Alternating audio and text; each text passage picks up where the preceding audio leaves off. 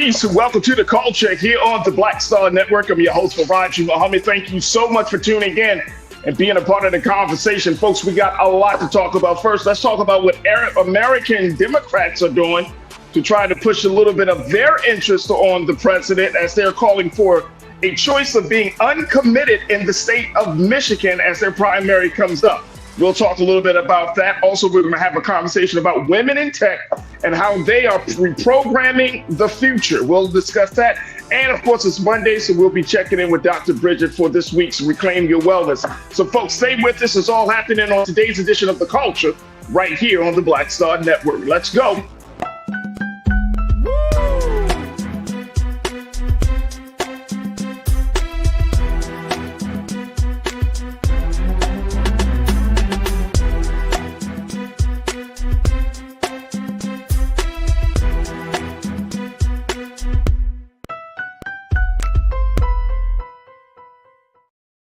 All right, folks, welcome to the culture here on the Black Star Network. I'm your host, Farajii. Thank you so much for tuning in and being a part of the conversation. Happy Monday. I hope you had a fantastic weekend.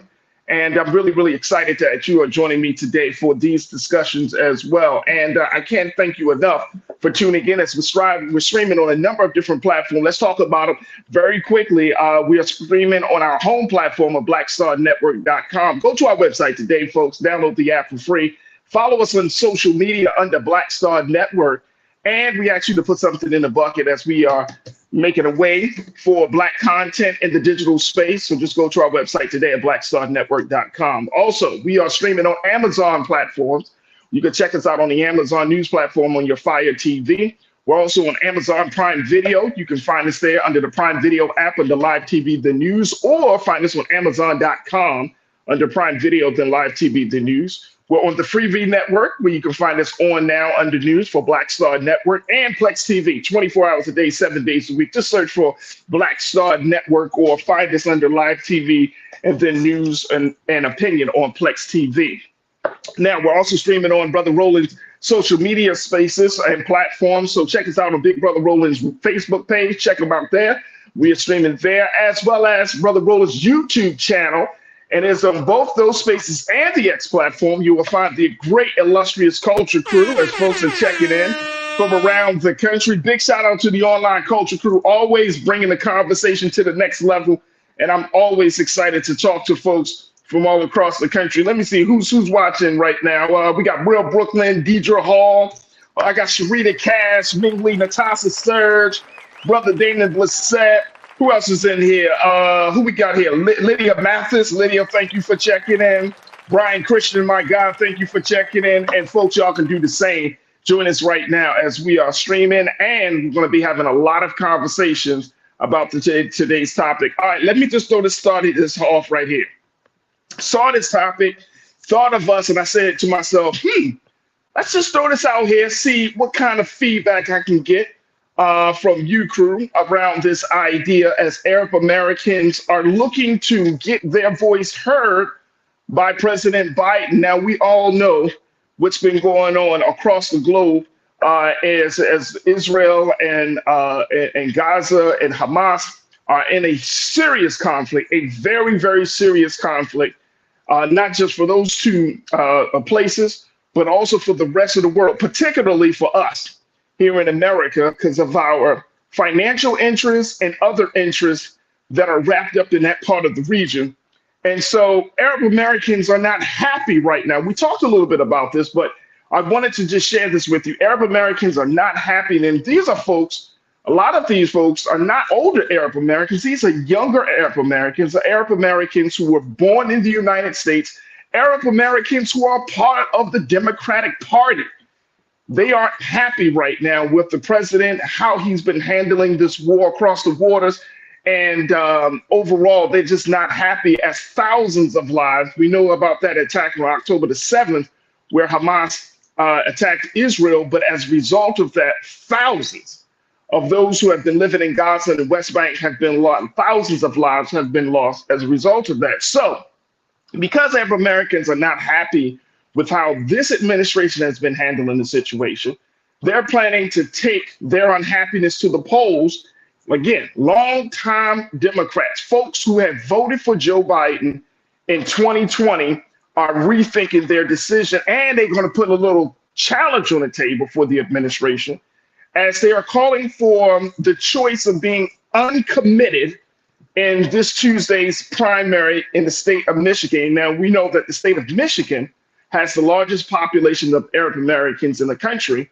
And so they're using their numbers, they're using their political power, they're using their resources to go organize and galvanize and ask folks to declare uncommitted if the president does not truly embrace a ceasefire, a permanent ceasefire plan in the Middle East. Now, let me just say this with you. There have been a number of opportunities where the Biden administration could have done that.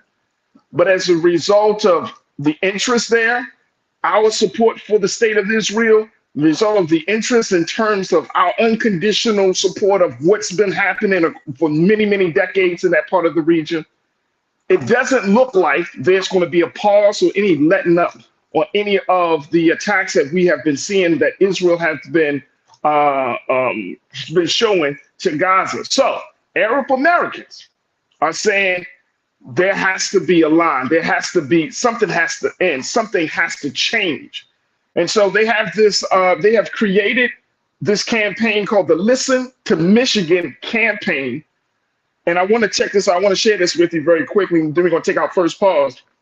The Listen to Michigan campaign, which was launched less than 3 weeks ago by a Palestinian American activist and a longtime Democrat by the name of Layla Elabed, and other Arab American activists in Michigan. It's a last-minute effort, according to the party's mission, a last-minute effort to send a clear, sharp message to President Biden, his administration, and the Democratic Party to address the concerns of the coalition that helped him win in 2020, according to Layla Elabed, the effort's campaign manager, and the sister. She's the sister of Michigan Representative Rashida Tlaib, the first Palestinian American woman in Congress. She said, Ms. Elabed said, this is not an anti-Biden campaign. It's a humanitarian vote. It's a protest vote. It is a vote that tells Biden and his administration that we believe in saving lives.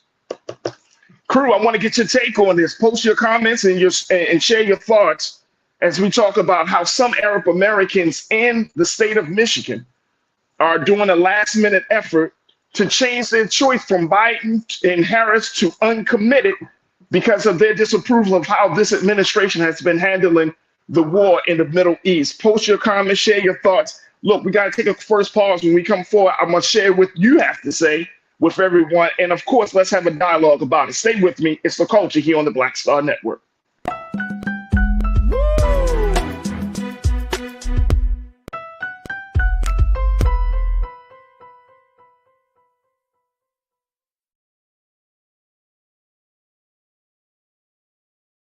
Check this out.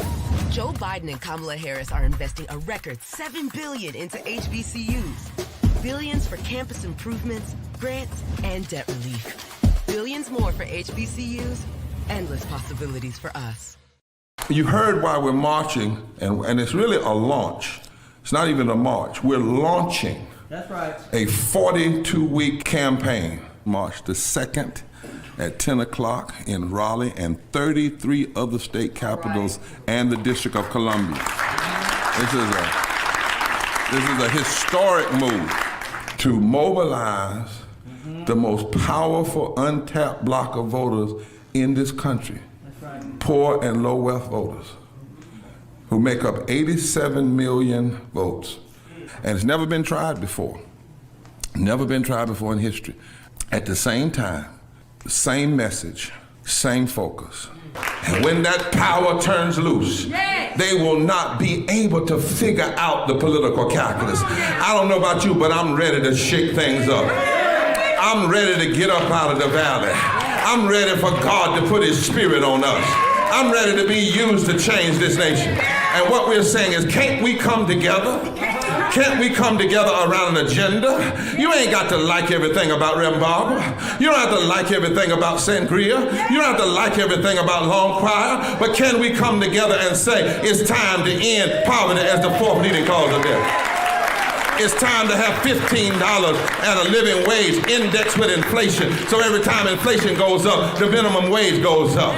It's time to have health care for all. It's time to fully fund public education. Can't we come together? It's time to protect women's right to women's health. It's time to have affordable housing for everybody. It's time to stop the proliferation of guns. Ain't no way folk ought to be able to have more guns than they have food, more guns than they have meat on their table. That makes no sense. Isn't it time for division to be ended and love to take over? Can't we organize around that? Look at your neighbor and say, neighbor, I don't need to like everything about you, but can't we organize for power? Can't we stand for justice? Can't we love everybody for just a little while? Can't we come up out of the valley? Can these bones live?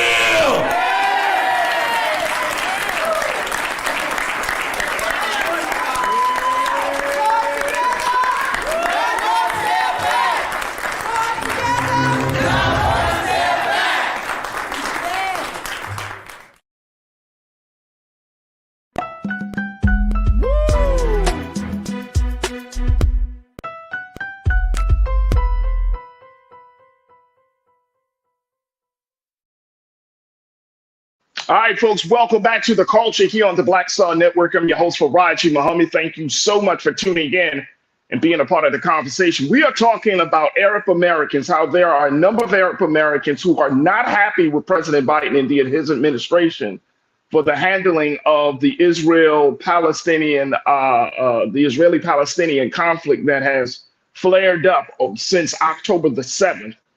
Now, we know that there are a lot of situations, it's a lot of moving parts in this very complicated situation. But in this latest chapter of violence in that part of the region, there is some great concern that the United States is not doing enough to really set the tone and the boundary against Israel, even though we all know, too, that the United States is one of the largest or major benefactors. Well, Israel is the largest benefactor of the dollars coming from the United States of America. As a result of that, folks, the Arab American community in the state of Michigan are calling for President Biden to do something about this, to press the gas more, to call for a much more strict ceasefire plan to stop the casualties of war. Now, this situation kicked off on October the 7th. Hamas, when they attacked in 22 different areas of Israel, killing 1,400 Israelis. Since that attack, there have been, and the latest numbers here, folks, have been 29,000 Palestinians have lost their lives as a result of Israeli forces, aggression, and Israel declaring war on Gaza and the West Bank. 29,000. Some say that the casualties is up to 30,000 as of right now. This is from October up until this point at this point. So we're talking about way more thousands. Now, this is not just about numbers. These are people's lives, right? Obviously. That's not even talking about the number of Palestinians who have been displaced as a result of this aggression from Israel. That's not talking about that. That's an even larger number, but nearly 30,000 Palestinians have died as a result of the war that Israel has waged on Gaza and the West Bank. Now, so these Arab Americans created a campaign called Listen to Michigan. Now, Listen to Michigan is looking to change the game. They're saying, look, we want an uncommitted situation, uncommitted choice in this upcoming primary that they have on Tuesday, because they want to show President Biden that, look, you need to do something, and you need to do something quickly, or you're going to lose an essential part of the vote. The fact is the Arab Americans are a part of the Democratic Party. I think it's very interesting, crew, that in the Republican Party, they have their situation with Trump and dealing with all of the baggage that he brings. But then in the Democratic Party, we're seeing that there's some rupture. They're seeing that progressives are not on the same pages as moderates. We're seeing that there's no peace in the Democratic Party at this point. Now, I think this is interesting because now is the time, and we talked about this, now is the time, I believe, that if everybody else is asking the administration for a little something, hey, we need you to speak up on this, or we need you to give some assurance that you're going to do that, then what about Black America? Now, it's so easy that we all believe that, oh, we're just trying to keep Trump out of office. But you can't just have that demand. That's one thing. That's fine.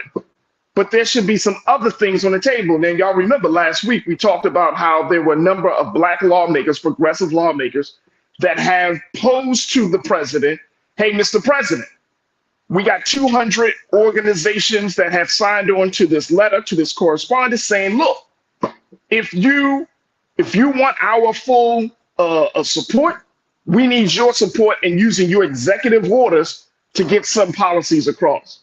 This is the time to have those conversations. So I don't want us to get into a space like, no, they doing too much. No, ain't nobody doing too much, because everybody wants a piece of the pie, and so should Black America. All right, folks, let me go to you, hear what you got to say about this situation. What do you make of this as Arab Americans are telling President Biden, listen to Michigan? Let me share with you, my sister Tiana.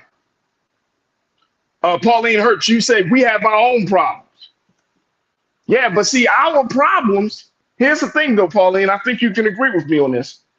We are so interconnected today that somebody else's problem is part of our problem. We can't really talk about, oh, well, we're going to just do this for that. We're so connected today as a country, as a culture. We're so enmeshed with one another.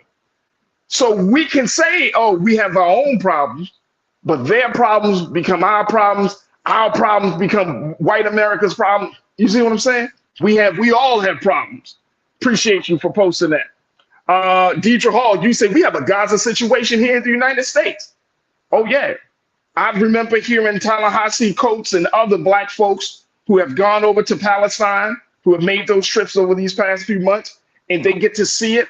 And Ta-Nehisi Coates himself said, it reminded me of segregation. It reminded me of the things that we have experienced in America. There has been some similarities in the struggle.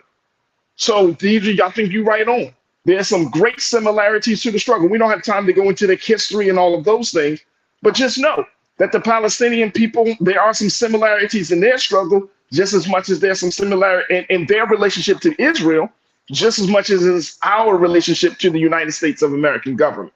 Appreciate you, Deidre. Thank you so much for checking in. Let me see here. Deidre, you say, I also say, I don't understand, like, what the hell y'all want the president to do? He's not king of Israel. Well, he can set a tone. He can set a tone.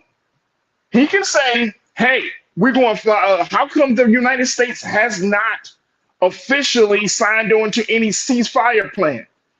How come the United States is not calling and being a part of that conversation that the South Africa has posed in terms of their case against Israel is committing genocide? How come the United States isn't signed on to that?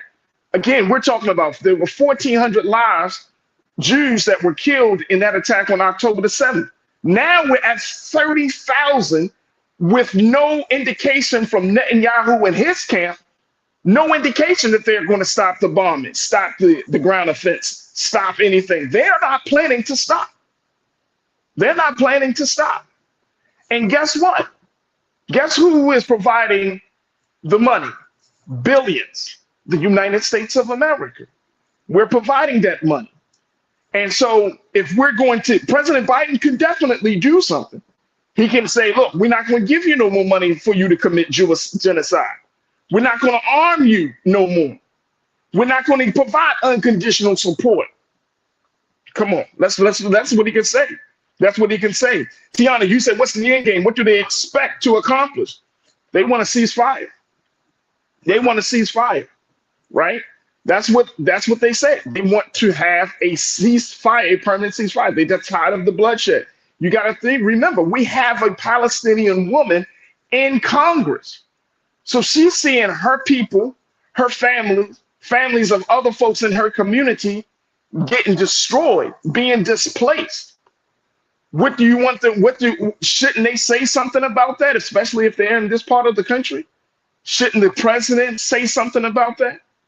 The president said this is dealing with the Russian-Ukraine conflict. Mr. Navalny, who was just killed, one of the great critics of Russia, who was recently killed, and the president said we're going to, in his name, we're going to wage some offensives and started releasing sanctions because of one person. One person. The president gets on TV. The president tells the world that we're going to even use sanctions and do more against Russia. That's for one person. So you mean to tell me you can do that for one person, but you can't do that for thousands of people who have an interest in your party? Come on, let's talk about it. Let's talk about it. Who else who got something to say? Aaron. They are being stupid because they are going to be shipped away. That's Aaron S. That's what you say. See how silly that gets? I mean, that's a silly comment, Aaron. These are folks that have added to the country. They're serving on the behalf of the country. Hey, I don't know what part of America you live in, Aaron, but guess what? The country is diversifying. The country is changing. The country is moving in a different direction. You got a lot of different people in this country. And guess what? This is supposed to be the country that is supposed to serve as the epitome of diversity. That's why we got that great statue in the harbor of New York, right? That's what we're talking about. So I'm not sure what you meant by are they going to be shipped away? Oh, really? If these are American-born individuals, these are first generation Americans who are coming, whose parents came across this water to try to build a better life. But that's the same story affecting you that Europeans went through. You had Europeans coming over here looking for a better life. We don't tell the Europeans that. I remember very quickly, President Trump, he said it, I believe he was talking at a CPAC just recently, just over the past couple of days. He was talking about the border crisis and immigration. And he said he identified 3 areas of the world that he said that they're coming over here and they're destroying our country. This is his word. He said, folks from Asia, folks from who do you think is over in Asia? Let's talk about it. It's talking about the Chinese and the Japanese and those folks, and the Koreans. Folks from the Middle East, we're talking about Arab Americans. And then he said, folks from Africa. He said Asia, the Middle East, Africa. So I'll let y'all just figure it out who he's looking at as being public enemies to the American way of life. All right, let me see if I can get one more in here very quickly before we switch gears. Willie Frazier, you my brother, you said how many black people are asked about their views on foreign policy? Do we ask representatives when we vote what their position is? I don't think so, and realize there's another level to ask about. Come on, brother. You're bringing up an excellent question, a bunch of excellent questions, because we have always been conditioned to just think about ourselves. And that is part of why we're not as far along, because, the great ones that came on before us, I'm thinking of the Black Panther Party. I'm thinking of Marcus Garvey. I'm thinking of every great black leader that came before us, always tried to connect us to the international struggle of brown and black people across the globe, right? They always done that. Always. The struggle of black people in America is not an isolated struggle. And we have more comrades, we have more allies than we would like to believe. But sometimes when you're in America, you just think about, you got your tunnel vision, and that hasn't always worked out for us. But if we connect, if black folks connect with other folks, Brother Willie, if we were connected with our Caribbean brother, even our people that we are part, whose families we are part of, the way you're talking about people from the Caribbean, people from South America, we got Afro Latinos, right? You got people from from Europe, from London, black folks from that part of the world, UK and other places in that part of the region, everywhere. But we have become so. This is what happens because it makes it feel like, oh no, black people y'all just Americans, and then nobody else. No. The rest of the world would love to connect with black people in America because there's power in that international unity. But because we have gone through slavery, we have gone through all of the things that we have gone through, our vision has been cut short to only think of just, oh, no, nobody else is out there is more important than this. No. You got a whole world, a whole globe that wants to stand in solidarity during your struggle. We just got to reconnect with it. But you're right, Brother Willie. We don't ask those questions because we don't think that what is happening across the water will affect us here in the States. And that is not true, folks. We have to keep our eyes on what is happening across the water, whether you're talking about the Palestinian struggle, whether you're talking about our African brothers in the refugee situation. We worried about, oh, they can come and take our jobs. No. We got to look at the struggle because it's going to come here. It's going to happen. Social scientists, political scientists, and others are saying the things that we're seeing around the country, around this world, is going to slowly make its way to America. And we got to be prepared for that. So I wanted to bring that to our attention. I wanted us to have a little brief conversation. I appreciate the comments from everyone. Look, I got to take another quick pause. When we come forward, let's continue the discussion on the other side. As we switch gears a little bit, we're going to talk about women in tech and so much more. Stay with us. It's The Culture here on the Black Star Network.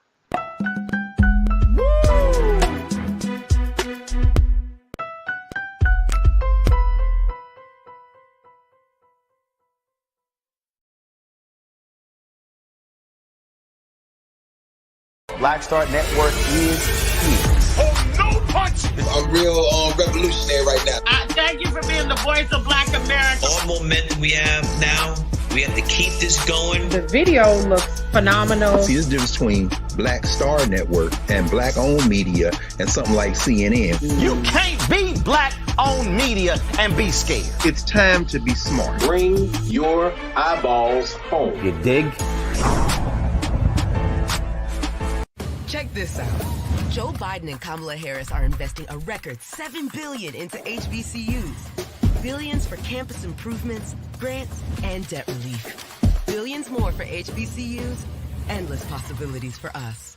When you talk about blackness and what happens in black culture, we're about covering these things that matter to us, speaking to our issues and concerns. This is a genuine people-powered movement. There's a lot of stuff that we're not getting. You get it, and you spread the word. We wish to plead our own cause.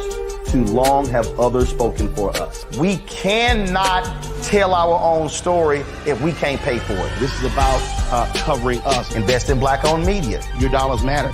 We don't have to keep asking them to cover our stuff. So please support us in what we do, folks.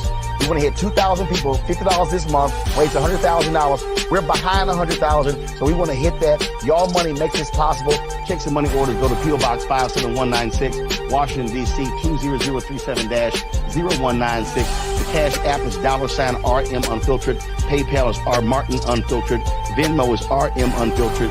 Zelle is Roland@RolandSMartin.com.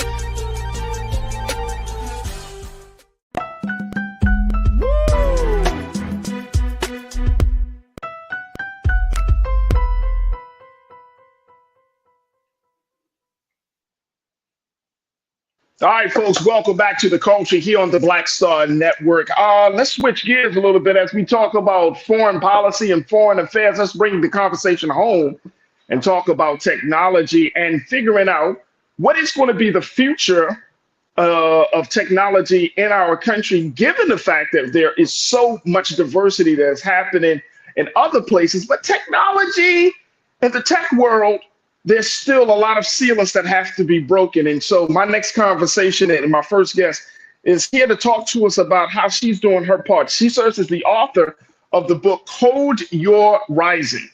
Code Your Rising. And we're here to talk to her about women in tech and reprogramming the future. So I want to welcome to the airwaves of The Culture here on the Black Star Network, Jasmeet Kaur. Jasmeet, thank you so much for joining us this afternoon. How are you today? I'm good. Thank you for having me. I'm very excited to be here. Absolutely, absolutely. Jasmeet, let's talk a little bit about the work that you do. First and foremost, how did you get into technology? Is that something that you were always interested in, or was that something that you kind of had to grow to love? Talk to us about your technology journey. That's a good question. I have my master's, my education in science, and then because I saw technology has growth, it actually gives me more of a work-life balance because I can work remote. And that's the reason I actually transitioned into technology, into IT and cybersecurity specifically about like 18 years back. So, I knew I had to work hard to make that switch. There was no compromise to a hard work to challenge myself.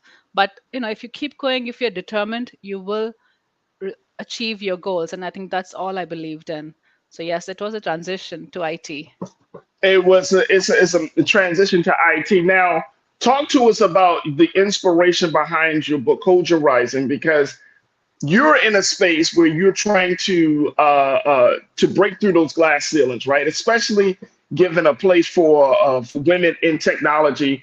We know that there is so little women representation in the tech world. So, talk to us a little bit about the inspiration for this book. Sure. Um, in women specifically, we are about 27 to 28%. We are in tech jobs. So there's so much more demand. There is so much growth needed, and we need to bump up those numbers because, if we are at the table, we are there to make policies. We need leadership roles, and we need that mentorship, right, for us to grow. So we can look at to someone who is like us and has achieved so much, even though they had work life balance issues, they had to raise a family, they had to maybe switch gears, take care of their family, their education, everything else, right? So we have to be there to be able to support each other, to be able to mentor each other. And I think this growth is highly needed, that we try to transition. And the technology world, as you know, is changing so fast.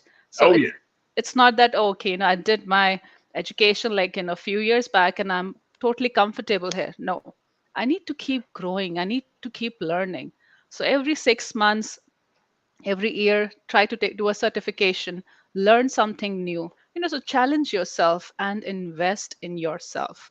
So I think Absolutely. that is where the key message of the book also is, to understand where you are, understand your core, your strength, your weaknesses, and then build from there. So growth is the message and the guideline of the book too. And I want to say, I mistakenly said Code Your Rising. It's Code Her Rising. So Yes, I it's want to called make that change. Code Her Rising. There's the rising. book right there, folks. And Jasmeet there is the great author of this empowering book about women in technology. Because one of the things that you kind of speak to, and then we're going to take a quick pause, but I want to get your take on this, is that it's not just about the code.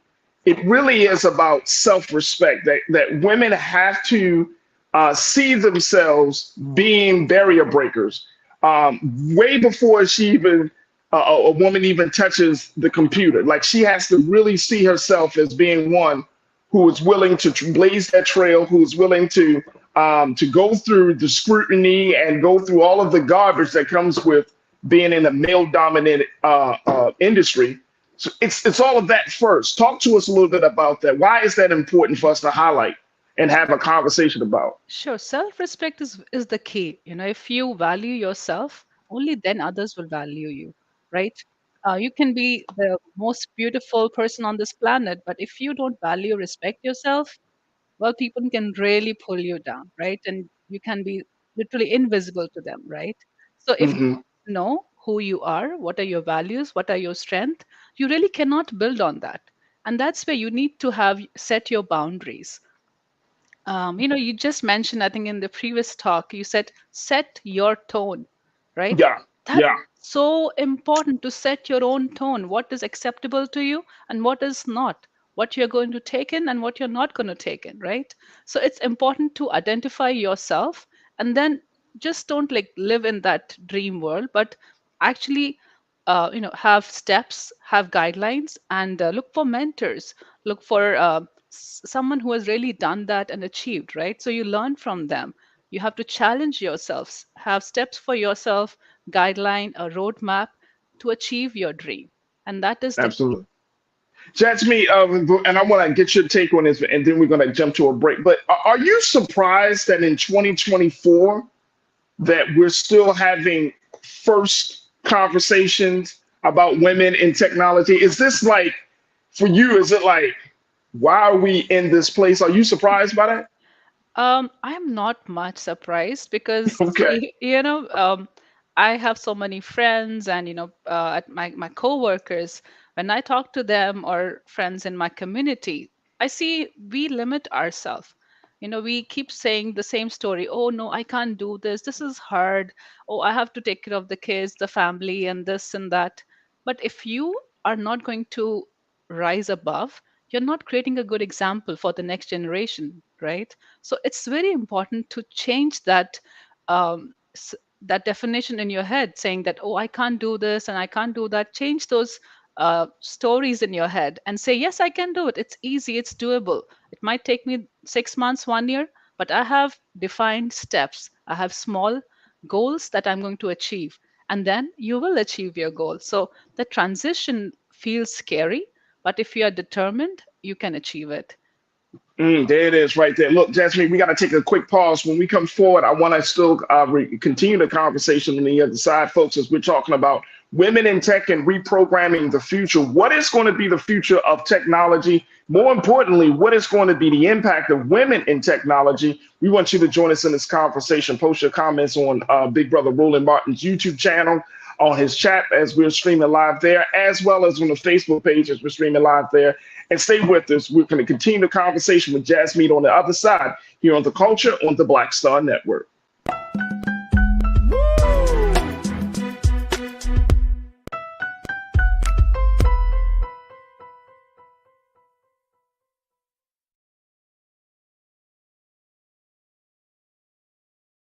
You heard why we're marching, and it's really a launch.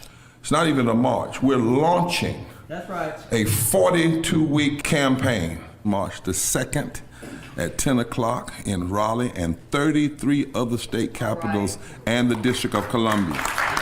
This is a historic move to mobilize the most powerful untapped block of voters in this country. That's right. Poor and low wealth voters who make up 87 million votes. And it's never been tried before. Never been tried before in history. At the same time, same message, same focus. And when that power turns loose, they will not be able to figure out the political calculus. I don't know about you, but I'm ready to shake things up. I'm ready to get up out of the valley. I'm ready for God to put his spirit on us.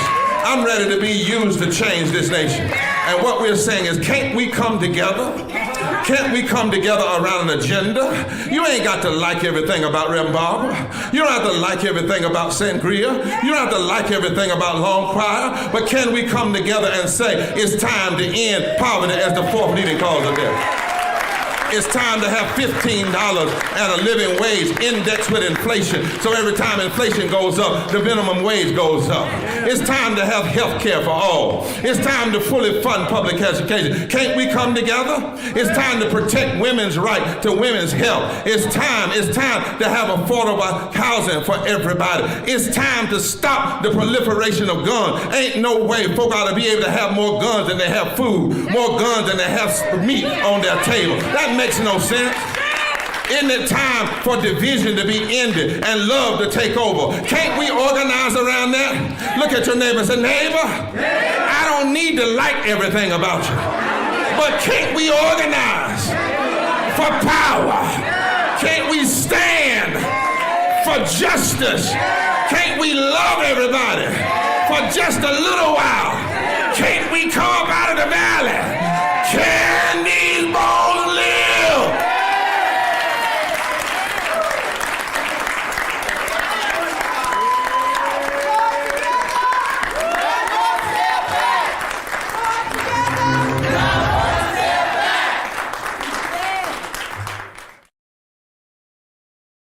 We wish to plead our own cause. Too long have others spoken for us. This is an opportunity for us to be able to speak to our issues. Y'all better understand something real quick.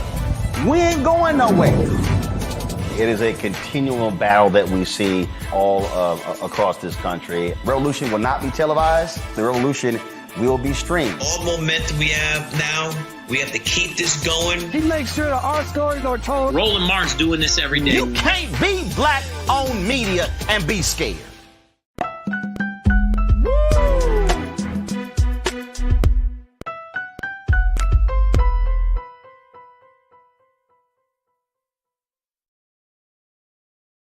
All right, folks, welcome back to The Culture here on the Black Star Network. I'm your host, Farajii Muhammad. Thank you so much for tuning in and being a part of the conversation. I've been talking to Jasmine Kara.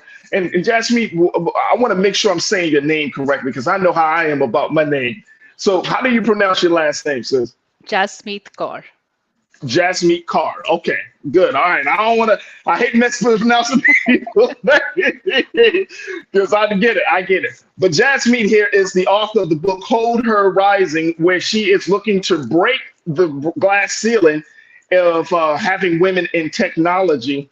It's an opportunity. It's a wonderful book, and it's a great, beautiful cover where she's talking about the things that women can do to prepare themselves to be in the tech industry and to essentially reprogram the future. Now, Jasmine, I want to get your take on this because part of your journey, I mean, you came from humble beginnings in Delhi, New Delhi. You really, worked hard to get to this place in this part of the world, making a life for yourself. You decided to go into cyber security. Let's talk a little bit about this. Is that the area that you would recommend women to go into, or what other areas should women go into in the technology space?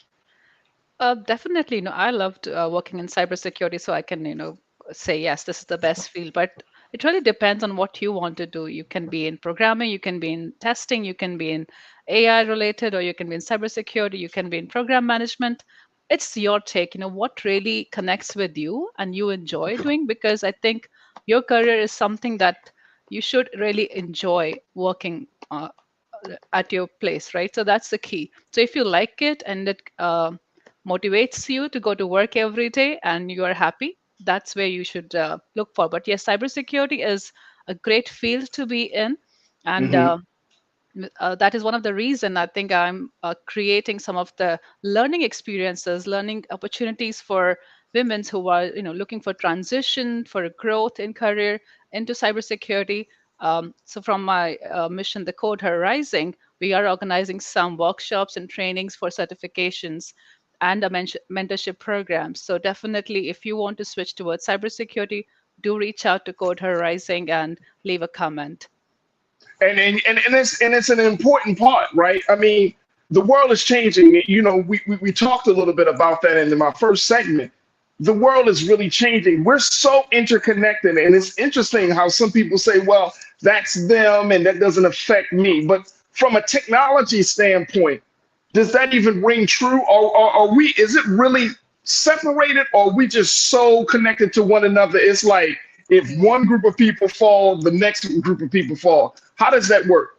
Well, we are truly interconnected. If you just talk about cybersecurity, nobody is left. If there's a attack, there is your information is stolen or lost. Everyone is impacted, right?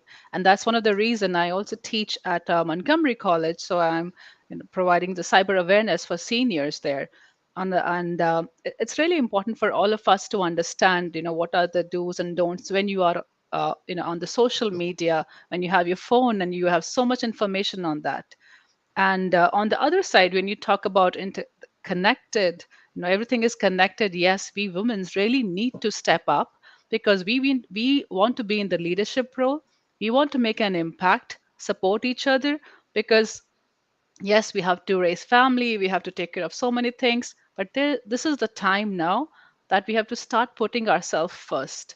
We have to start thinking, yes, for the next generation, if we have policies that support work-life balance, imagine, so many, you'll have more women in the workplace, right? Because sometimes we take a break from work because, we have to raise kids, and then we are so scared to go back to work.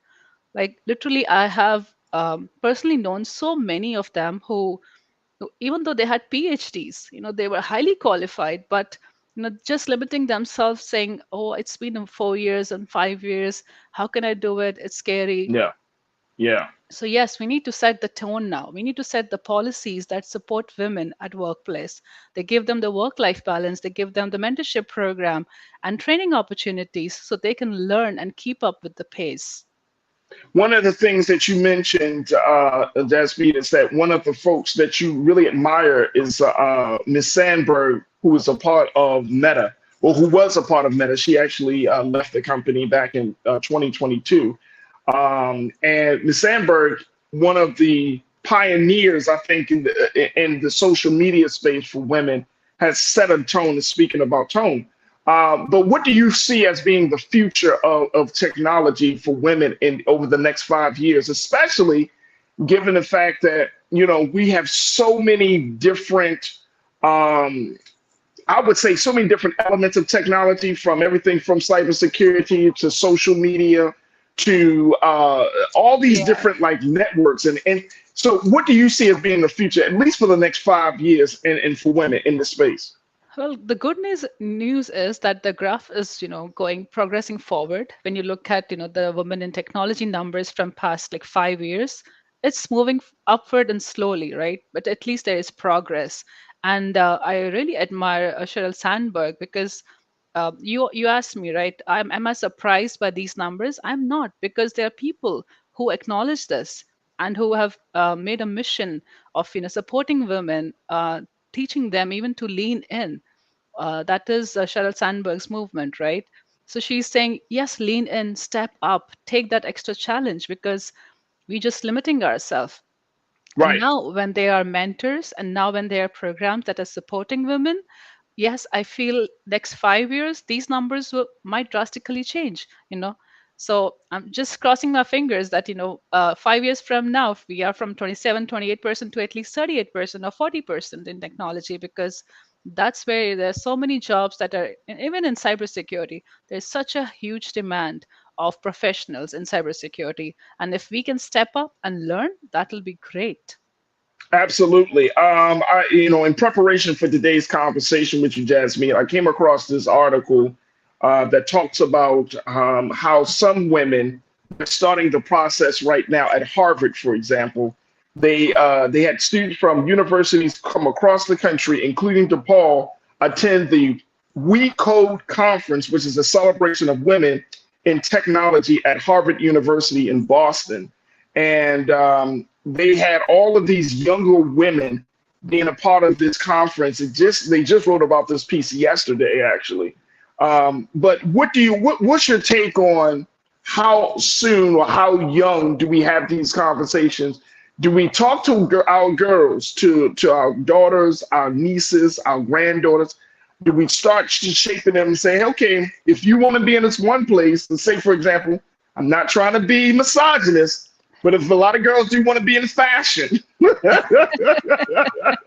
my daughter loves fashion, and I tell her you can be in fashion, but to offer a different option. So what Harvard and other schools are doing and starting early, how early do you recommend it? They're starting at the college level, but how early should we have girls involved in technology? That's a good question. We need to talk to our girls and get them motivated to be in technology. But I believe more than that, we need to teach them that it's okay to fail, because I feel technology, when you talk about programming at that school level, right? So many of us are scared. Oh, it doesn't work. I don't think I'm fit for it, because this programming language doesn't work for me, or that thing I don't understand fully. But challenge yourself. It's okay to fail. It's okay to retry. I mean, Absolutely. right. So, and the basis of even programming and all this technology out there is, you keep trying till you succeed. Don't give up. And also the other, if you have if you read about Reshma Saujani, right, where she says, it's you have to, it's not okay to be just focusing on being perfect, but you really have to be courageous and brave. And that's where I think the message has to be to, it's okay to fail, but keep trying. Yes, you can be in fashion, but even fashion is And nowadays, you really have to know the technology. You need to That's learn how right. to be on the social media. That's You right. have to know how to connect with everything. So, move like the way we are today, we really cannot live without technology. No, So you're absolutely right. there is You're no absolutely right. escape to learning and moving towards technology, and that's where if you're able to pass on the message, they would understand and they Yeah, would see the need and where it can take them. absolutely. I could probably talk to you this for a whole hour, but I'm trying not to. I gotta, because I got questions, right? I got questions because I kind of follow. I am interested in not necessarily in getting into the weeds of IT and all the details of cybersecurity and everything, but just in terms of the current culture of the current industry, how technology has taken over all of our lives in a major way. The conversations that folks are having about the likes of Mark Zuckerberg or the likes of Elon Musk, or these are men who are shaping not just culture, but in some ways public policy, unwritten public policy, right? They're shaping, they have more power. And I've read from everything from the Atlantic to the Wall Street Journal. These are guys that have more power than presidents of countries, just simply because of their technological platforms. And because of the rise of social media, the emergence of AI, what do you feel like we're on the precipice of something good, or should we start to have some different conversations? Say, look, this access to data that we're seeing, that these companies, some of the bigger companies have, this influence that these bigger companies are having on us, it can be really problematic down the road. Where do you stand on that? Well, it can go both ways, right? Yeah. You see how technology has connected, has made this world so small, right? You can connect with anyone anywhere, and you can provide a mentorship program somewhere in Asia, somewhere in Africa. You can do all the good stuff also with technology. So I feel like it is more connected to your intentions. You can learn a lot. You can educate. You can connect. You can build companies and connect to someone overseas, right? But yes, there is another factor to it, and that's where the federal government or the NIST, they're coming up with policies around what is okay to be captured when you say PII information, what is okay and how, what is the retention policy. So there is work in progress because this is something new. So Yeah. I truly trust the government and the federal system to have the policies around those information and data that is captured. But on the other side, yes, we need to educate our seniors or our kids, on how they need to use this technology and what is Yeah. okay and what is not okay to put on social Absolutely. media. Absolutely. Real Brooklyn, you said my Navy career showed me many females, many women in technology that were a lot smarter than their male counterparts because of how hard they had to work in order to prove themselves. Ain't that something? Sometimes working harder than the next person gives you an advantage because you're going to know more and you're going to be able to apply more. And I think that's a great point. Another one of our crew members, Brother Damon, you said let's start with stop being afraid of math, Farajii. Absolutely. There are some, I mean, Yep. sometimes we so caught up in, and I know as a parent, some of that fear, some of that anxiety around a certain topic will cause us to not encourage our own children to go first. It will limit us. Absolutely. It will limit us. So it is important that we do have these conversations. And it's important to recognize that, look, women are here, y'all are here, y'all gonna work harder, y'all gonna work smarter.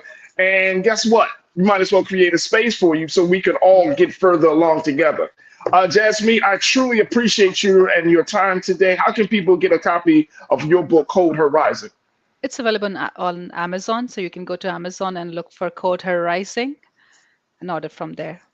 There it is right there. Jasmine Carr, thank you so much for being a part of the conversation. And thank you for being so good for the culture, Jasmine. We truly appreciate you. Thank you for having me. Absolutely. All right, folks, we got to take a quick pause. When we come forward, let's switch gears. Let's talk about health and wellness. We check in with our doctor, Dr. Bridget, MD, for this week's Reclaim Your Wellness. Stay with us. It's the culture here on the Black Star Network.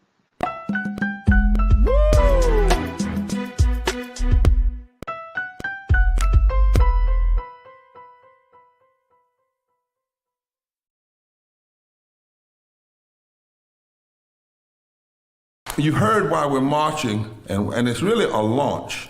It's not even a march. We're launching a 42-week campaign, March the 2nd at 10 o'clock in Raleigh and 33 other state capitals and the District of Columbia.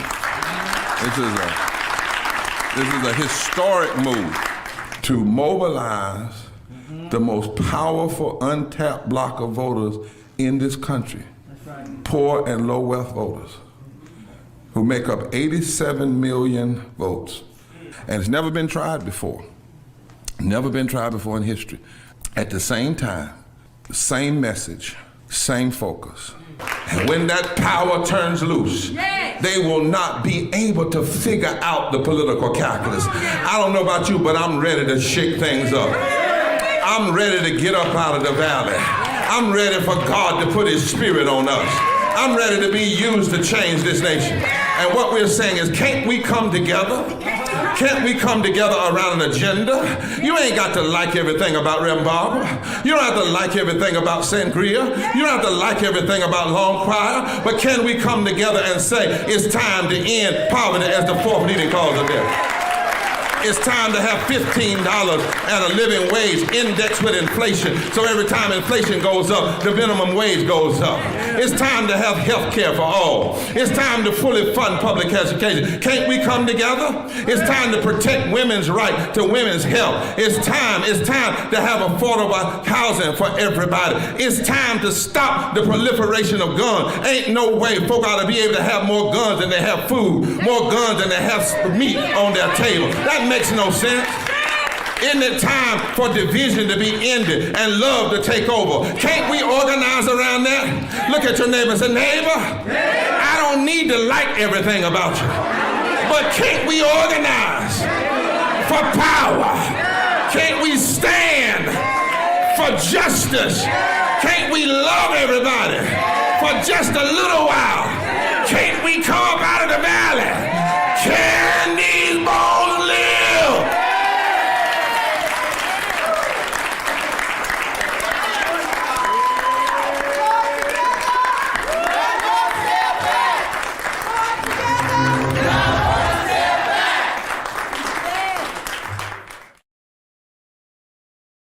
We wish to plead our own cause. Too long have others spoken for us. This is an opportunity for us to be able to speak to our issues. Y'all better understand something real quick.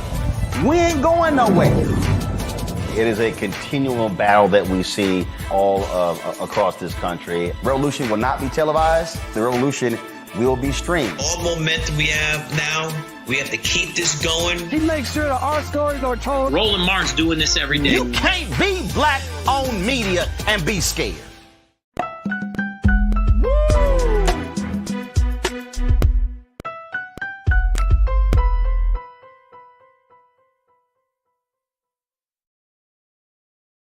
All right, folks, welcome back to The Culture here on the Black Star Network. I'm your host, Farajii Muhammad. Thank you so much for tuning in and being a part of the conversation. It is Monday, and it's time for us to check in with our wonderful doctor, Dr. Bridget, MD, for this week, Reclaim Your Wellness.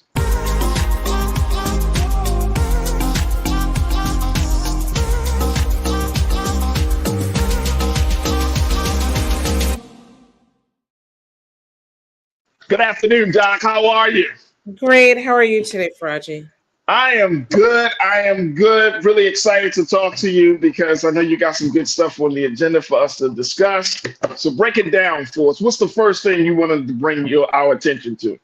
So, as people know, we pass articles back and forth during the week or over the weekend. And one of the ones that you brought to my attention was, is marijuana bad for health? So this is coming from the Scientific American magazine, and really it's looking at the information that we know thus far about cannabis.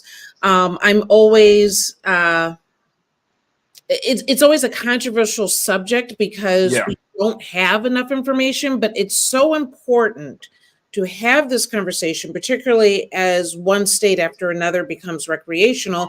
I believe we're up to 24 states right now that are recreational, with I think 30 plus more that are medical, that many times the medical information goes to the wayside when we start to become a recreational state, right?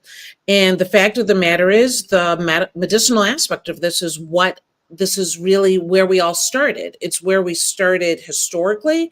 It's where we've started as each state kind of progresses in this manner.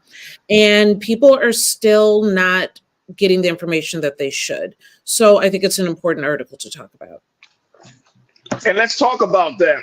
The simple fact of cannabis is such a big issue.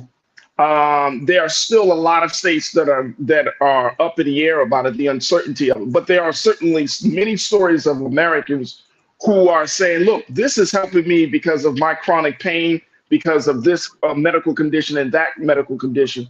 But there's still a lot of unanswered questions. So let's look at this, because one of the big things that people are saying is that people are calling for this to change, or people are calling for new conversations to happen, but there's still not enough evidence to show one way or another. So given that's the current space that we're in, is it like and I hate to use this term, but is it like a crapshoot in determining whether it's good or not? I would never say that it's a crapshoot, mainly because, okay, right now we have about 48 million cannabis users in the US. Obviously, more than we've had in history, right? And we have 45,000 scientific papers on the use of cannabis. Okay, so this is, even though we say, oh, we don't have enough research, what have you, the real difference is that what particularly in the US, what we consider the standard, which are controlled, double-blinded studies with a huge amount of people in those studies, has been difficult during the time of prohibition. Right. And so the question is not, have we been studying it? It's been studied all along. The difference is that it's hard to have a large study with very specific controls when you're talking about an illegal substance. So as each state becomes medical, as each state becomes recreational, it loosens up the reins on whether we can do more research. So if anything, I think that is the most important part. When you're talking about 48 million people using it, we want to have those big studies where we can have less confounding factors, that we can get more clear information so we know what to do with this. So it isn't a crapshoot. It's not that it hasn't been done. It's just that we need to have more. All right, let's talk about one of the bad things before we take our next pause. One thing it mentioned in its article, it says that in addition to minor side effects that many users joke about, such as short-term memory loss, recent studies have linked marijuana to adverse health outcomes, including the lungs, heart, brain, and gonads. For example, heavy marijuana consumption seems to increase the risk of clogged arteries and heart failure, and it may impact male fertility. Mm-hmm. So at the end of the day, the important word here is excessive or cannabis use, right? So These are people that are using more than what one would recommend, that they probably have developed some level of dependency on it. And I'm always very conscious of the fact that, are we using it in a healthy way? Okay. Now, people get up in arms about this because they say, oh, this is, cannabis is bad for you. Look at this, look at this. But keep in mind that for your average pharmaceutical medication, when you're watching the TV at night, we're talking about 10 to 100 adverse side effects. Yet you go to the doctor and you take it every day. The most common prescribed medication in this country is Lipitor for cholesterol, and it literally can cause numerous life-threatening aspects. Cannabis will never kill you, okay? Cannabis will never cause death. But is it perfect? No, it's a plan. It doesn't do everything.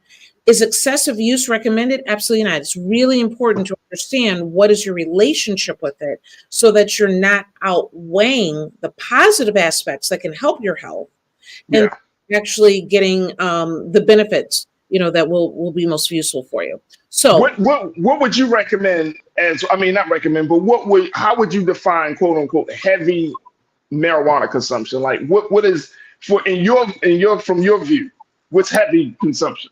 You know, it's funny because I always start a new user at 2.5 milligrams or less. Okay. So your average gummy that you're going to get in most places is probably 10 milligrams. I recommend people cutting them to 4s. It'll save you money and you'll get a better idea of how you're using it. For other people, I even recommend a little bit less. Okay. Okay. And then what I consider getting up into a higher amount is probably going towards the 40 milligrams in a day. Okay.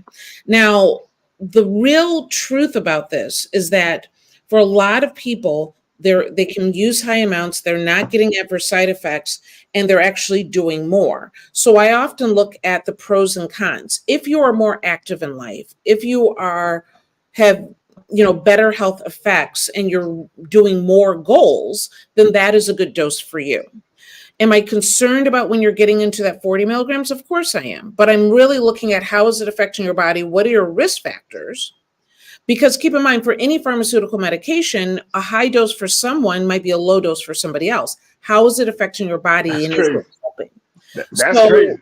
People want this, black and white approach to this, but this is why it should stay within the medical realm, meaning that we need physicians that are educated, that understand it, so that they can determine, yes, this is a good dose for you. This is actually too much. This is putting you at risk. And then, and this is what is going to actually make a difference in your life. So to look at this as if cannabis is supposed to be the magic plant, it does some really amazing things that can be incredibly unexpected, but it is not everything. And I that's an important thing for people to realize. No, that's very important. We got to take a quick pause. When we come forward, let's continue to talk about the good and the bad around cannabis use.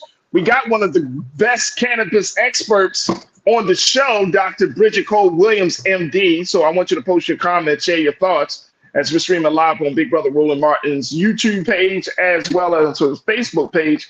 And what's your take on this, as there's some new studies or new conversations about cannabis use? As you heard Dr. Bridget say, 45,000 papers about this, and yet we're still kind of sort of in the dark about the good and the bad. So I want to get your take on this, group. Join us in the conversation, and of course, stay tuned. It's The Culture here on the Black Star Network.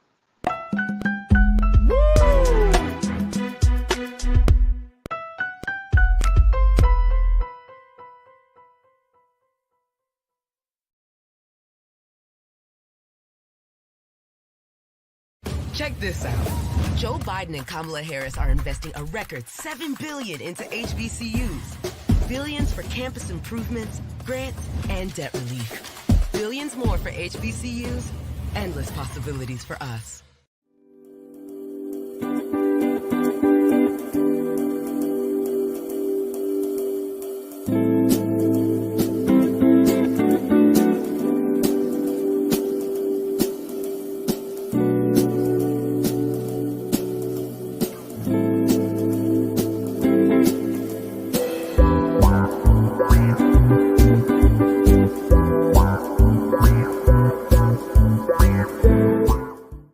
Talk about blackness and what happens in black culture. We're about covering these things that matter to us, speaking to our issues and concerns. This is a genuine people-powered movement. There's a lot of stuff that we're not getting. You get it, and you spread the word. We wish to plead our own cause. Too long have others spoken for us. We cannot tell our own story if we can't pay for it. This is about covering us. Invest in black-owned media. Your dollars matter.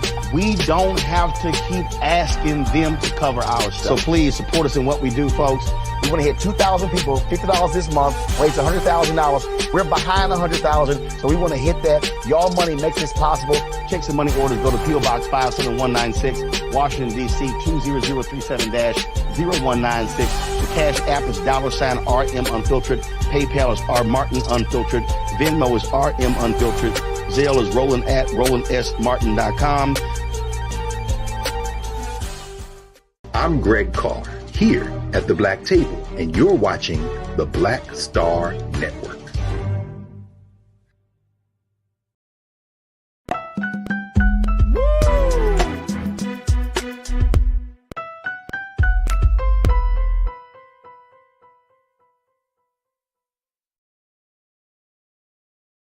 All right, folks, welcome back to the culture here on the Black Star Network. I'm your host, Farajii Muhammad, and I've been talking to our chief medical expert, Dr. Bridget Cole-Williams, MD, for this week's Reclaim Your Wellness, as we're talking about how good and how bad cannabis may be based upon a new study or a new article that was featured in Scientific American, where it's saying that, look, the jury is still out, even though there have been numerous studies done about cannabis, and there are a number of states that have legalized it for medicinal purposes. The fact remains that there are still some unanswered questions about the long-term impact on this. And of course, as we are talking about cannabis, we had to talk to Dr. Bridget about this. She is the author of the book Courage in Cannabis, both Volume 1 and Volume 2, where she highlights stories of people who have actually benefited from cannabis use outside of the traditional medical treatment that they will have for chronic issues, chronic medical issues, folks. And so we are talking to her about the pros and cons of the situation. And I want you to join us as we have this discussion. Post your comments on the chat as we're streaming live on Brother Roland's YouTube channel, as well as on his Facebook page. All right, let me go to the crew. And you know, once you bring up cannabis to the crew, the conversation gets real interesting, to say the least. I'm ready. Let's go to You Don't Like My Music. You Don't Like My Music. Thank you for checking in, bro. You said, I think we should decriminalize all drugs. Punishing people for poor health choices and addiction is cruel. So is this that one thing that may open the door for that to happen, Doc? To decriminalizing it and punishing people for, okay, he's saying that punishing people for poor health choices is cruel. The fact of the matter is that a lot of people make poor health choices out of ignorance.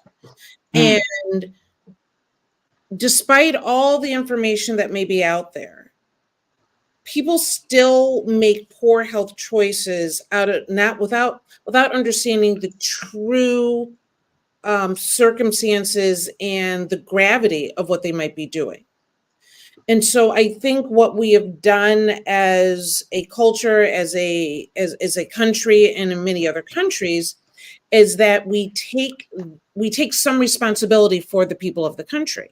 Okay, we all can understand that wearing a seatbelt is most likely, with research, will save your life in the case of an accident. But without laws, people simply were not wearing them. And so do I feel that, you know, Americans like to have control. They don't want the government involved in every aspect of their health or their life or, you know, what have you. But people make choices out of ignorance, and we create environments so that we can protect the people of this country. If everyone had the same ability to learn, to take it in, to take responsibility, and same level of education and access, maybe that would be okay. But we don't. Yeah, right. And You Don't Like My Music followed up saying people aren't generally rational, though, Doc. Don't you agree? No. And the fact of the matter is, shouldn't we protect the person who's dealing with stress and anxiety, right? And many times they feel like, well, my life isn't worth, it doesn't matter what I eat. It doesn't matter what I do. It doesn't matter if I wear the seatbelt or what I do, because my life isn't worth that much. Shouldn't we protect that person from the worst case scenarios when this might just be a moment in their life and that they really should be making better choices overall? So, you know, I don't want to think about big government coming in and controlling people, but right, something got to happen. Right. There has to be some regulation somewhere, right? Like there needs to be some boundaries set. Because I get it. Like, I understand that some regulation. And I think it's very interesting that we would all like to believe, and I bet you everybody in the chat, you and I, Doc, we've heard this. Everybody said, well, we're all adults here. And I'm like, are we? Right. Yeah, by age, we might be adults. But we make choices for a variety of motivations, right? For a variety of reasons. Mm-hmm. And just because you are in the age of a quote unquote an adult doesn't mean you're actually mature. Right. And doesn't mean, I also, to get back to that point you just made, it does not mean that you're thinking about the other person, even though you may not know them, Mm-hmm. but just you're thinking about the well-being of the other person. That's a different level of adulthood. Right. That's a different level of humanity when you're like, you know what, my actions might actually infringe upon someone else's existence. So let me cut back on what I do, and that way they feel like they can be themselves in the process. But that doesn't always come across now. So there is a doctor, I think a PhD, I want to say is black male, Dr. Hart, I want to say out of Columbia. Mm-hmm. And he wrote a book maybe a year, 2 years ago about how all illicit drugs should be available for experimentation and should all be legal, including heroin and crack and everything. What? Yeah, it's very, very interesting. And immediately my response was, I fell out, right? And then so I mentioned this to a colleague, and their response is, yeah, it should be. People should have the right to experiment. But we all don't make good, especially something that's highly, highly addictive, we don't make good choices. And guess what? We have all of that available with no guardrails. Someone dies because we're talking about medications that kill people. And of course, everything goes wayward. I don't know what the government gets to. I don't know. But the idea that there's no guardrails, we all need guardrails.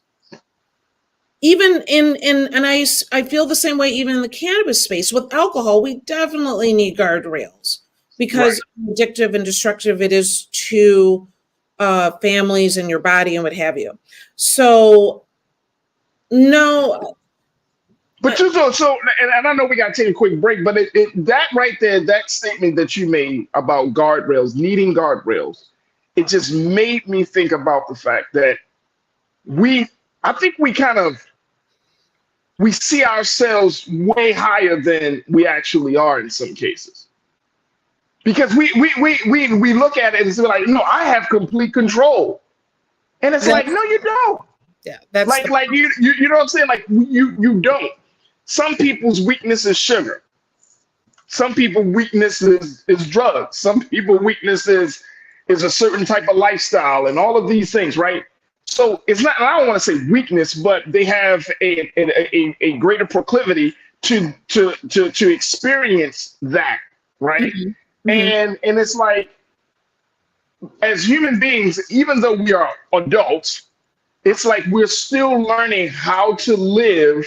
We're still figuring out, like, wait a minute, I can't just do anything that I want. Mm-hmm. It is possible for me to lose control. Right. Yeah, we need the guard. The fact of the matter is we all think we're above all that until it happens, right? And right. We all think we have these abilities sitting on our couch that in reality we don't. Like, I believe, why shouldn't I play for the NBA? Because I know I could have made that shot, right? Like, that's the mentality that we have sitting on our couch, but in reality, we don't necessarily have the ability to control things the way we think. We don't have the ability to be some of these things that we might see on TV, or to control addiction, or to know what our like you said, our weak point might be until we already have crossed it. So this is a place where we control the situation. Someone controls the situation for you. It doesn't mean that you can't overdo it. It doesn't mean that you can't do what you want, but you have to go out of your way. Like, even I believe, like in the movie theater, I don't know if you're supposed to be getting a cup this big. And I was at the movie theater with my kids and I ordered, I think, a medium. And when that thing came and it was this big, the little teenage boy heard my mouth and I was like, he did not deserve that. Because he's just working his $8 an hour job.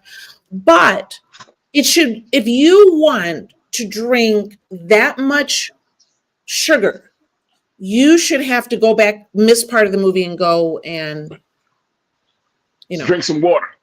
get some water, let the make with sugar, or you have to go and buy another one.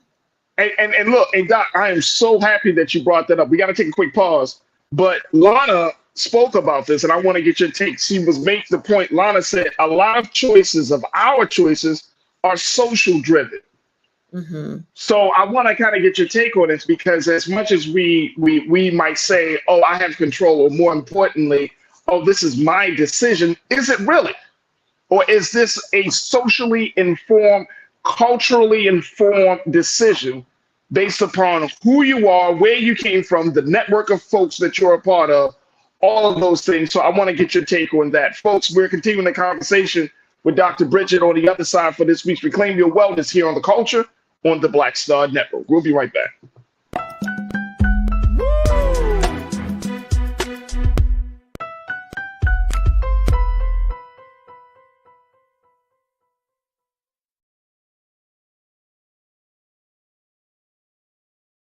Check this out.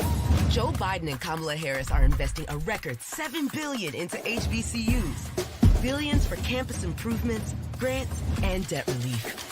Billions more for HBCUs. Endless possibilities for us. You heard why we're marching, and it's really a launch. It's not even a march. We're launching a 42-week campaign, March the 2nd at 10 o'clock in Raleigh and 33 other state capitals and the District of Columbia. This is a historic move to mobilize the most powerful untapped block of voters in this country, poor and low wealth voters, who make up 87 million votes. And it's never been tried before. Never been tried before in history. At the same time, the same message, same focus. And when that power turns loose, they will not be able to figure out the political calculus. I don't know about you, but I'm ready to shake things up. I'm ready to get up out of the valley. I'm ready for God to put his spirit on us. I'm ready to be used to change this nation. And what we're saying is, can't we come together? Can't we come together around an agenda? You ain't got to like everything about Reverend Barber. You don't have to like everything about Sangria. You don't have to like everything about Long Choir. But can we come together and say, it's time to end poverty as the fourth leading cause of death? It's time to have $15 and a living wage indexed with inflation. So every time inflation goes up, the minimum wage goes up. It's time to have health care for all. It's time to fully fund public education. Can't we come together? It's time to protect women's right to women's health. It's time to have affordable housing for everybody. It's time to stop the proliferation of guns. Ain't no way folk ought to be able to have more guns than they have food, more guns than they have meat on their table. That makes no sense. Isn't it time for division to be ended and love to take over? Can't we organize around that? Look at your neighbor and say, neighbor, I don't need to like everything about you, but can't we organize for power? Can't we stand for justice? Can't we love everybody for just a little while? Can't we come up out of the valley? Can these bones live?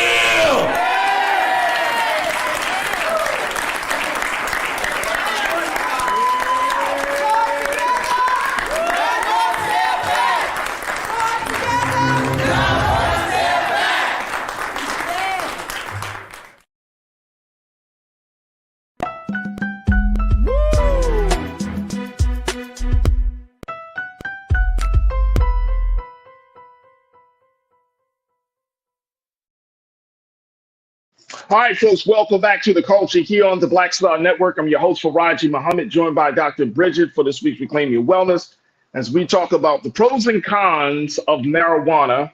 It's back up again in the forefront of the conversation, cultural conversations, as there has been a new article in Scientific America to look at the ups and downs of cannabis use, and more importantly, the impact that it has on folks. And Doc and I have been talking about this, talking about choices, talking about the influence of all of these drugs and the impact that it has on us as a society. But I want to get back to what Lana had to say on this, Doc, where she was saying that a lot of those choices that we make are quote unquote social driven. These are culturally, socially driven choices that we make, right? And sometimes it may feel like we are in control. It may feel like, oh no, I'm making my own decision, but we're actually influenced. We're actually influenced. And I think a lot of Black folks, and I'm just saying, even me, I don't think anybody is exempt from being influenced. We would like to believe, no, nobody's influencing me. Please. No, that's not even how it works. The question is, what is the difference between socialization and brainwashing? Okay. And we are all socialized to cultural norms, values, behavior, codes, laws of conduct. Like how we behave is called socialization. Okay. And we don't come into this world with that information. What we think about ourselves and other people in the culture at large is because we've been socialized. We've been taught how to think a certain way. Okay. And so we make choices and we think they're completely independent in our own, but it's on the groundwork, it's on the basis of how we have been socialized. Okay. And so even my introduction to the cannabis space, I thought, oh, cannabis is horrible. There's no way. When this was first mentioned to me, I was like, this lady's crazy. Let me teach her why she is, completely off. Then I started doing research and I'm seeing, oh, the rest of the world is actually doing a lot of research and they're finding medical uses. So I realized that I have been socialized to believe cannabis is bad for a number of different reasons. What bothered me is then I started looking at every aspect of what I knew in medicine and what aspects are the research and the facts and what aspects serve the pharmaceutical company, or culturally in medicine, I've been taught to think a certain way, which may or may not be true. So I started to break out of that and actually question what I understood and why. So when it comes to and I want to make sure people don't think I dodged the original question around whether cannabis had negative effects on your arteries like atherosclerosis, high cholesterol, clogging of the arteries, heart failure, or male fertility. With excessive use, those things are possible, particularly if you have a predestined medical condition for that. Okay. Excessive use can cause some of these things. I'm making this point because there are aspects of this article I see as being completely biased. And then there's aspects of the article I do consider to be true. So with my cardiac patients, I am very particular about what they're able to use and why and how much. Okay.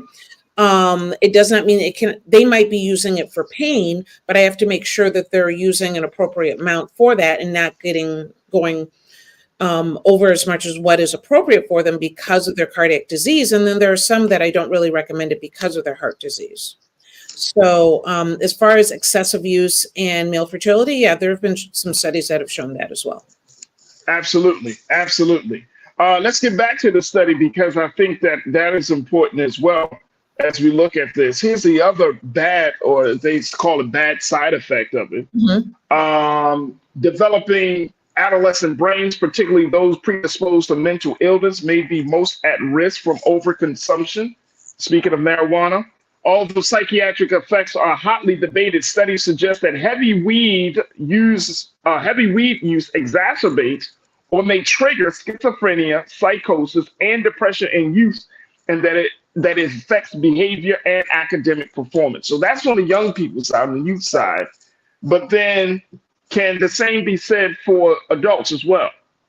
So keep in mind that cannabis is not going to cause schizophrenia that a person that is not already genetically predestined for it, meaning that if you were not already going to develop that, cannabis isn't going to take someone that has no history or no chance of getting that and develop that in you. Again, excessive use can cause paranoia, hallucinations, but that's an incredibly large amount. And the question is, why are you using that much in itself? I am particularly sensitive to young people, not just because I want to make sure that they're using it appropriately, but I often find our youngest population of cannabis users sometimes are dealing with mental health issues, don't really understand what's going on, and then with cannabis, they feel normal.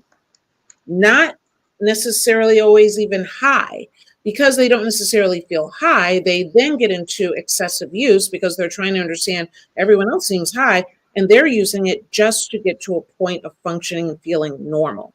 I find this often with my PTSD patients and veterans as well.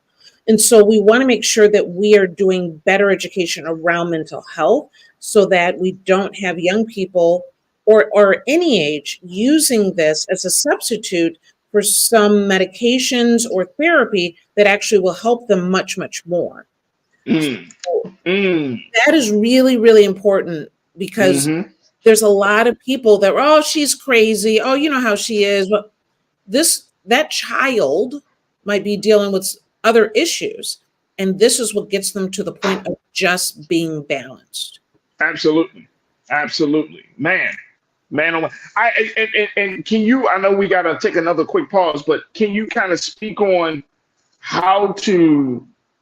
can that be regulated? Can that be, I mean, if you're experiencing some sort of mental breakdown after some cannabis use, like you said, it doesn't cause it. It's not like it's a trigger, but if I guess I'm just trying to see, like, is this a problem?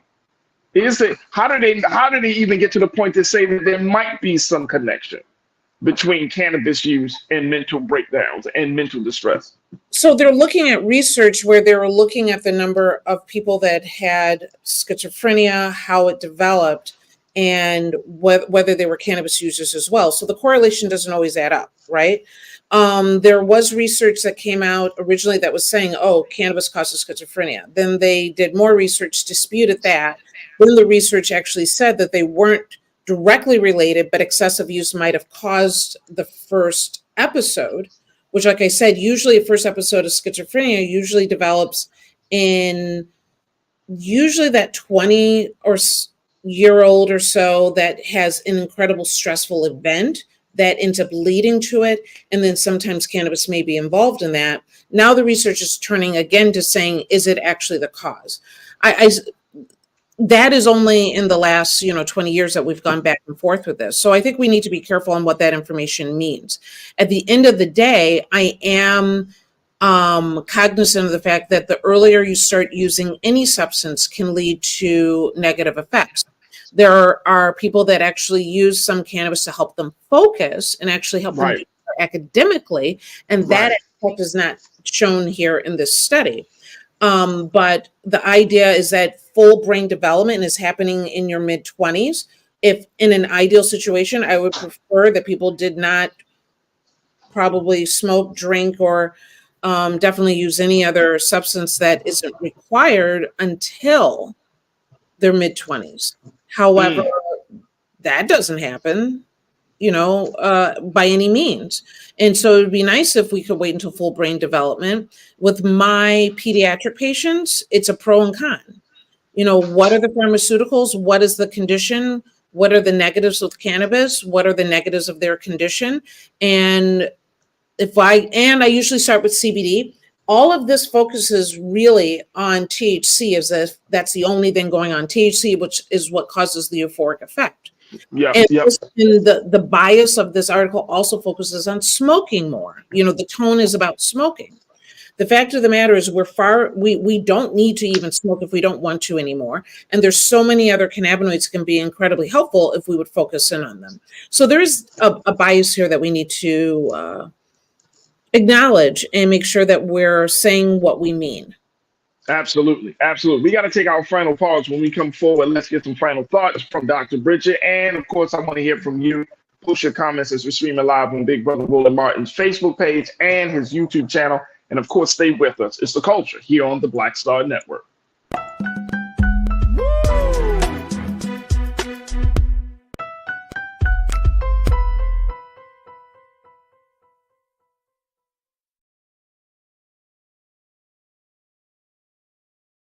Black Star Network is here. Oh, no punch! I'm real revolutionary right now. Thank you for being the voice of Black America. All momentum we have now, we have to keep this going. The video looks phenomenal. See, there's a difference between Black Star Network and black-owned media and something like CNN. You can't be black-owned media and be scared. It's time to be smart. Bring your eyeballs home. You dig? Check this out. Joe Biden and Kamala Harris are investing a record $7 billion into HBCUs. Billions for campus improvements, grants, and debt relief. Billions more for HBCUs. Endless possibilities for us. When you talk about blackness and what happens in black culture, you're about covering these things that matter to us, speaking to our issues and concerns. This is a genuine people-powered movement. There's a lot of stuff that we're not getting. You get it, and you spread the word. We wish to plead our own cause. Too long have others spoken for us. We cannot tell our own story if we can't pay for it. This is about covering us. Invest in black-owned media. Your dollars matter. We don't have to keep asking them to cover our stuff. So please support us in what we do, folks. We want to hit 2,000 people, $50 this month, raise $100,000. We're behind 100,000, so we want to hit that. Y'all money makes this possible. Check some money orders. Go to P.O. Box 57196, Washington, D.C. 20037-0196. The Cash App is $RM Unfiltered. PayPal is R Martin Unfiltered. Venmo is RM Unfiltered. Zelle is Roland at RolandSMartin.com.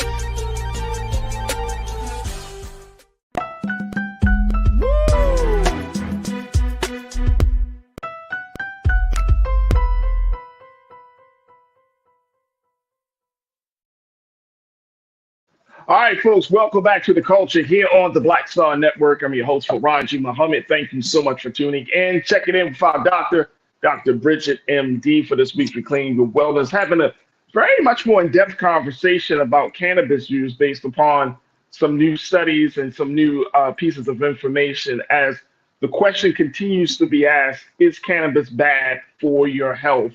And, Dr. Bridget, listening to you, not just talking about the research, but also talking about the personal stories and the experiences that you've had from people, whether you're talking about those experiences in your book of Courage in Cannabis or in other places.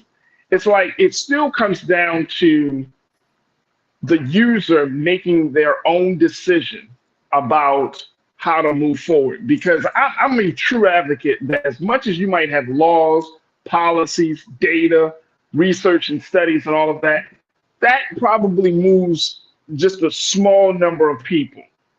But that's not the driving force for why people do or don't do something. I don't think those things are on, I think they play some role in it, but I don't think they're the driving force. I think it just comes down to where that person is, how they see it, whether it's, as Lana said, it's social driven, it's culturally driven. These are those type of, I feel like this is like one of those conversations. But the thing is, at the end of the day, I agree with you. There is the social aspect of it, but it's still medicine. It's still medicine. It's still medicine. And people need to understand what it is, how to use it. And the fact of the matter is we have a ridiculous amount of elderly people in our country living in pain. That people assume, we're talking about, cannabis isn't that well researched. The fact of the matter is opioids aren't that well researched. And because of our experiences around opioids and the side effects that it causes, a lot of older people refuse to use it. So they literally are living their latter years of their life in pain. If this can be helpful, and it doesn't mean you have to even use THC with it, or you can use it in a way so that it's balanced and they aren't even dealing with euphoric high. I'm concerned about older people living alone that might be, for falls or just feeling slightly disoriented or what have you. They never to be high ever, okay? But our people should not be living in pain. We cannot get there if we can't get beyond the stigma and understand that we think certain things because of the way we've been socialized and sometimes simply brainwashed so that we do not do as well. Absolutely. And you know what? We got to include, in much as these social drivers for the usage, pain reduction is probably if not the number one motivation, probably number two, at least number three. I can't, like, we're in so much pain, and that could be physical pain, it can be emotional pain, it could be mental distress. Like, we are in need of something to alleviate us from the burden and the pain of living this life, right? And I think that people are always looking at, and I think that's like natural desire, right? And you know, for many, many years, I would say, well, why do people do certain things? And after studying people and after studying myself, Doc, I just came to the understanding, like, you know what? I get it. I get it. But it's something that you just said that I think that is something that we can't just gloss over. That this is a medication. You're going to need to have some professional opinions about the usage of this if you decide to do it. And more importantly, having conversations and looking at the pros and cons of this. Just because this is your body, this is your health, right? And this is the name of the segment, is Reclaim Your Wellness. So this is going to require you to be intentional about how you're going to live your life, and understand that if you live your life one way, there's some consequences. If you live your life another way, there's going to be some effects to that as well. And I think that if nothing else from this conversation is that folks understand that your health is not in the hands of the government, it's not in the hands of Biden and Harris and anybody else.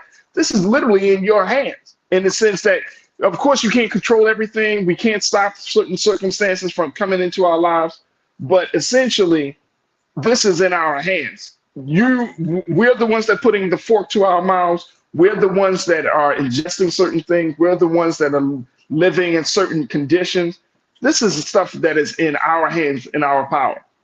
You know, I always say that if you are going along with the way that our American culture is pushing things, what's on TV, what have you, you're probably not going to be doing as well. The way it's true, because nothing again, but if you're watching the Burger King commercial, if you're looking at, you know, all the excess that the chips, the cookies, the crack, there are things that we have in this country, other countries will not even sell to their people, will not even have them available because of what's in it. And yet there we are walking around the grocery store and aisle after aisle after aisle of items that are not going to be good for you or keep you healthy. And so if you are not... But you know what, Doc, very quickly, people will say, well, why is it that the government would put out something or allow, let me say, they may not actively put it out, but would allow certain things like that? If you go into a grocery store, if you're going into the drugstore, like, why do we have access to even partake something that is not good for us?